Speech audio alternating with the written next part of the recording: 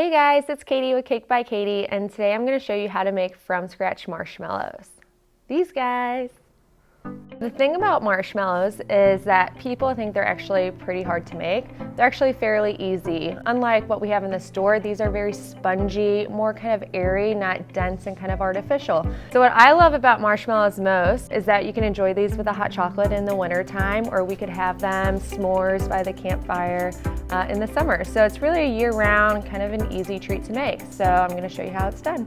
First, let's get started by going over the ingredients. 3 tablespoons of gelatin, 1.5 cups of water, 3 cups of sugar, 1/3 cup of cold water to bloom our gelatin, and 1.5 teaspoons of vanilla. First, let's get started by taking our 1/3 cup of cold water and incorporating it into the gelatin. Mix up the gelatin well enough so that there's no remaining powder on the bottom of your bowl. You will need to let this sit for at least 10 minutes for the gelatin to properly bloom.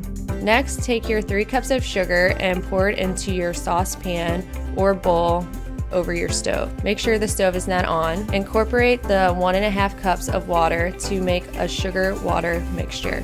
Make sure to stir the bottom of the bowl to ensure that there's no clumps of sugar sitting at the bottom that will burn and ruin your mixture. Next, we are going to heat this up to a rolling boil, making sure that all the sugar crystals are properly dissolved. Once your gelatin has bloomed, place the gelatin into the sugar water mixture. Give it a quick little stir and then let the sugar water mixture dissolve with the gelatin. So you'll need to incorporate your sugar water mixture with the gelatin on the stove for a total of 15 minutes. The last minute, you need to raise the temperature of your stove top, and it needs to be a full rolling boil. You'll start to see the foam of the marshmallow meringue starting to come to life towards the end.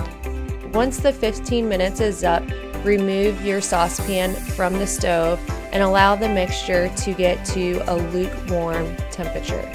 Now it's time to get out your stand mixer.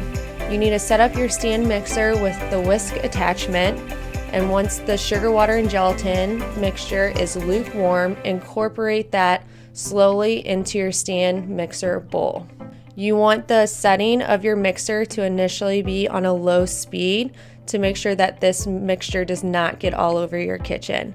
Once it starts to build up a little in consistency, you'll add the vanilla extract and then continue to keep whipping it on a higher speed.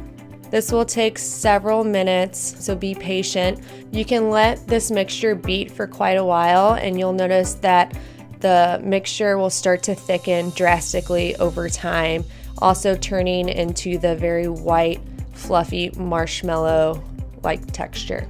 You'll want to beat this marshmallow meringue until the bottom of the stand mixer bowl is cool to the touch.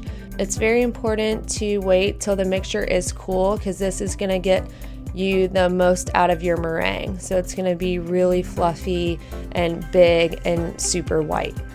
Once this mixture has formed, you're going to get out your 9x9 pan that you have sprayed down with Pam or butter. I like to line mine with parchment paper just so it's easier for me to get my marshmallows out of the pan. So once you pour everything in there, you want to move quickly because the marshmallow will start to set because of all the gelatin. So try and get it as flat as possible into your pan and smooth out any areas. For this, I used my offset spatula and continue to turn the cake pan counterclockwise as I smooth out all the edges. Once your mixture is set in your pan, make sure to wrap up your pan with saran wrap to make sure that it is airtight. Make sure that this product sets for at least 5 hours, if not overnight, to ensure that the marshmallow sets properly. Okay, so now comes for the fun part. Get your marshmallows out of the pan. You're gonna need a sharp chef's knife along with some Pam or cooking spray. You're gonna wanna spray down your knife super well, and then you're gonna start to make cuts into the marshmallow. First off, what I like to do is to cut off the edges so that everything is a smooth shape. I personally like them in cubes, so a 1 to a 1.5 inch by 1.5 inch to make perfect little squares, but you can certainly be as creative as you want with this. You could even use a cookie cutter to make specific shapes if you're doing something maybe around the holidays, or if you just wanted to do something a little bit different and more kind of fun. Once you have all your marshmallows ready to go, the next step is to get 1/3 cup of powdered sugar and 1/3 cup of cornstarch into a big mixing bowl. And you just want to sift this mixture together, so you can just grab a fork or a whisk and just mix it around. Now you're going to start adding the marshmallows. Just do a few at a time, because as you can see, the marshmallows are pretty sticky prior to being coated into this mixture.